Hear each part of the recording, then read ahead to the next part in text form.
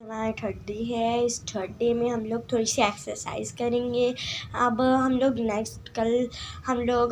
कल हम कुछ बातें बताएंगे, लेकिन हम कल एक्सरसाइज नहीं करेंगे। लेकिन आज हम एक्सरसाइज करने वाले हैं, सिर्फ और सिर्फ एक्सरसाइज। तो आपको अपनी बॉडी को फिट रखने के लिए आपको ये करना पड़ेगा।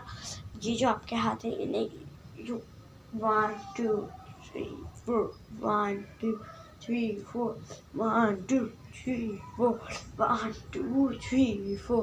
इस तरह आप अपनी बॉडी को यूं कीजिए 1 2 3 4 और अपने हाथ को यूं जॉइन कीजिए और आप अपने हाथों को जॉइन कीजिए, यूं जॉइंट कीजिए। जैसे ही जॉइंट करेंगे ना, आगे आगे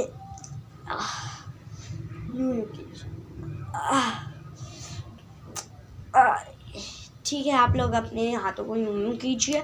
और अब हम लोग नेक्स्ट एक्सरसाइज की तरफ आते हैं। अब उस नेक्स्ट एक्सरसाइज में हम लोग करेंगे अपनी जो बॉडी है, बॉडी की लेग्स हैं उन्हें कैसे करेंगे। हम लोग अपनी बॉडी यूं पहले जॉइंट कीजिए, फिर 1 2 3।